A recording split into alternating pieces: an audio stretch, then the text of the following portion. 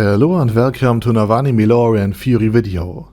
I'm Shergok, your host, and today we are going to take a closer look at the funniest and most frustrating accidental censorship in recent memory. But before we're going to take a closer look at all of this, let me quickly thank my Patreons for supporting this channel, as well as say thanks to all users of the YouTube thanks function for making one-time donations. And with that said, let's get to the topic at hand. Pun intended. Imagine you subscribe to a streaming service, let's call it Funimation, to watch a specific anime, only for it to become unavailable after a few episodes have already been aired. And this happened because the streaming provider didn't realize what they were actually broadcasting until later. And suddenly, you no longer have a legal way to watch the anime that you have already subscribed for and paid. And why all of this is part of a bigger problem. And yes, we're talking of course about the often controversial discussed anime called Interspecies Reviewer, in which, let's call them 2.5 men, visit various establishments, partake in the services offered by the women there, and then write reviews about the quality of these services. And for many adventurers in the fantasy world with many fantastic creatures, this service is actually quite useful, so they know where to find the right kind of women and where they shouldn't be sticking around. And apart from all of this, the writing is not just funny but also relatively original, containing surprisingly rich interspecies world building and interesting compatibility problems that, unlike in our world, cannot always be solved with the right power adapter. And in defense of Funimation here, at first it wasn't also entirely obvious what people were actually buying into with this anime, because the manga itself didn't have overly explicit scenes. And what happened behind closed doors with pens down was simply described in the form of a text. And I won't show what was written here, but for example, when they reviewed a fairy establishment, the reviews at most had a rather dry humor, if you can call it even that, and were straight to the point. For example, Stunk. The human male was focusing on the fact that 70% of the fairies were just too small for human anatomy, and that the remaining fairies are so large and unattractive that one can hardly believe that they are fairies at all. But again, in the manga, it remained just as a written review. And as far as the anime goes, the first episodes were relatively speaking tame. And this accident of purchasing the cat in the back and then showing the cat, or a synonym for it, to the audience. This also happened to various Japanese TV stations, so it's not a isolated incident. And this very fact that the later episodes became extremely detailed with the review in animation, while the manga and the early episodes were significantly tamer, is likely the reason why this anime stirred up such controversy and became so famous and so widely discussed, at least initially. And it wasn't something that could have been foreseen but could have been checked in advance. Because, again, while even Japanese broadcasters made the same mistake, you could have talked to the people which anime you were airing. But I personally believe that it is not too much to ask of a copyright holder to at least look at the description of the anime that they are intending on airing. And it's also quite ironic that an anime about legally purchasing and enjoying adult-focused services couldn't itself be legally purchased and enjoyed. And what's really frustrating about the whole situation is the fact that the company, in this case Funimation, initially had the exclusive rights to air the anime, and to my knowledge, also handled the translation.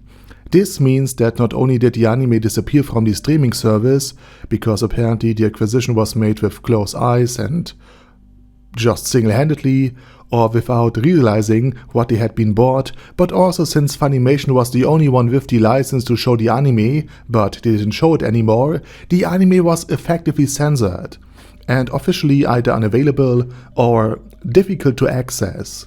Now, don't get me wrong, I'm not saying that companies should be forced to air content that blurs the line between what counts as anime and what could count as the second coming of the third leg. However, due to licensing and copyright issues, the series was effectively invisible to most people. not only killing any of the initial quite substantial hype, but also the way in which the pulling off happened leaves perhaps true to the anime itself a bitter aftertaste, because initially the anime was available to watch before someone higher up realized what exactly was being shown. And yes, everything is available on the internet, and even more so on the open sea, but the fact that you now had to search on unauthorized sites to watch an anime you wanted to enjoy, despite having paid for it already on illegal site, because the people who are actually allowed to stream it decided they didn't want to stream it anymore, is just absurd. Especially since as a customer, you might have excitedly subscribed to the streaming service just for this one anime, but after watching just a few episodes, you find out that it was suddenly pulled, which is never a nice thing to do, thus leaving you without access to what you were actually looking forward to and you have actually paid for. And I highly doubt that you get your money back just because one single anime was pulled from a single streaming service. But even if you did get a refund, you still wouldn't receive the product you were not only willing to pay for, but had already paid for. And in general, I also think that copyright law, originally intended to protect content for a decade or so, is in dire need of reform, especially in America and Europe, where patents for medicine have much shorter protection periods. I mean, the exclusive usage duration is often only 1 or 2 decades, while animated cartoons from almost 100 years ago are still exclusively controlled by large right holders. And this is largely because every time the right to iconic characters were about to expire and enter public domain, lobbyists managed to extend the protection period through, let's call it, influencing legislation on the topic.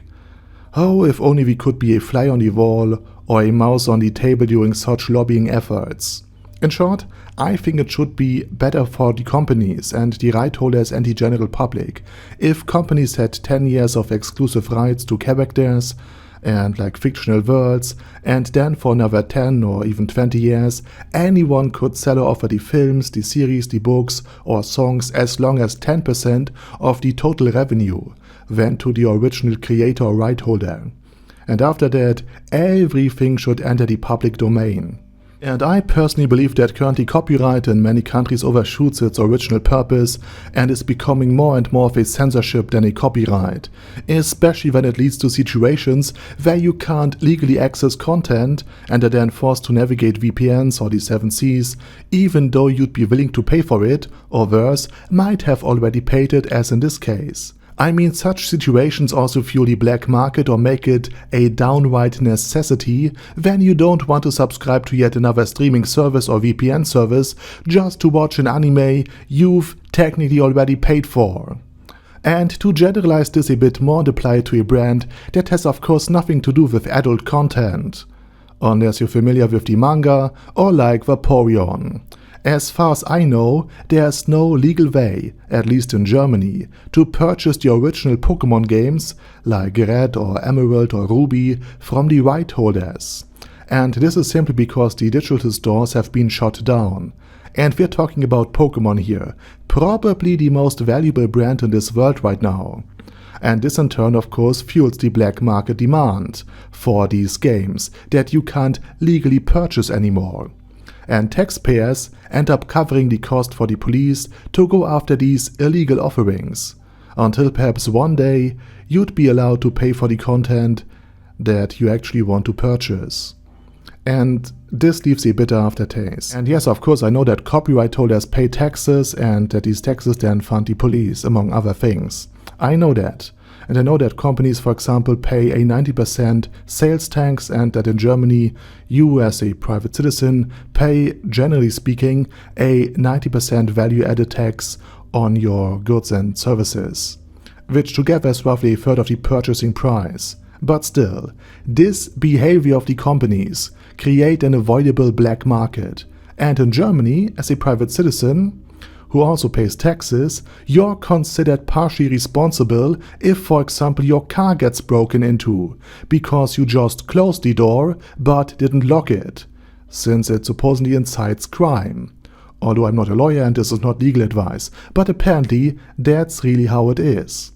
So therefore it shouldn't be allowed to create a massive demand for something that can't be legally satisfied, and then shift the burden of dealing with the consequences of these business decisions and the ensuing black market onto society as a whole.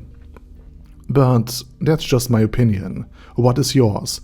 Let me know it down in the comment section. Do you think that this accidental censorship is just funny and that copyright protection is just the right amount of protection, or do you think it needs some reform, and what kind of reform? Let me know it down in the comment section.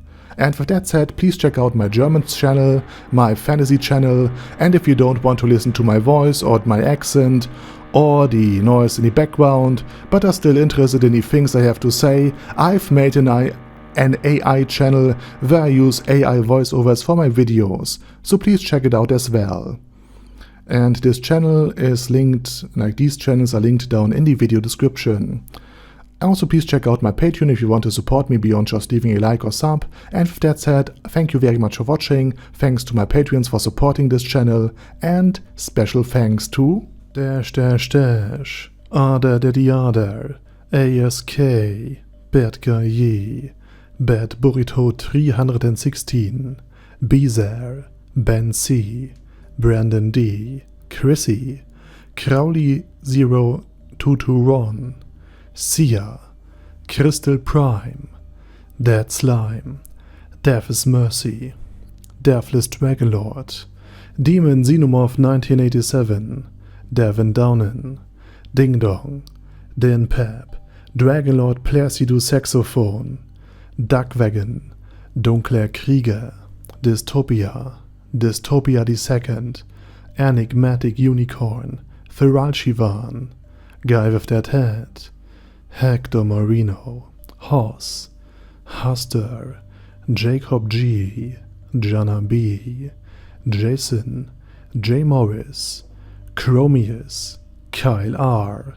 Lee K. Long, Legendarius, Lelouch V. Britannia with a Mustache, Lexus Fox, Lord Nishikian Rai, Lord Touch Me, Loverazer, Merovec, Mr. Shoes, Mr. Tweaker, Michael R, Michael Y, Nope, Oh Hell No, Normal Toad, O'Kill, Overlord General Gasper, Paddy Pantum, Personage, Ruru, Primus 11, Rhinomere, Cune Caracos P, Shergox's Daddy, Shadow Lightning Wolf, Shrine Keeper, Sir Axolotl, Super Tier Magic Batista Bomb, Supreme Cheese, Staris, Ted, Texas Deer, Diorg Warboss, Rock Ed Smasher, T.E. Wang, Vash Hawkeye, Vegito 27, Venture Fanatic, Wilhelm, Zinukai, and Sonagon. Thanks guys. Anyway, have a nice day, and I hope to see you all again soon on my next video.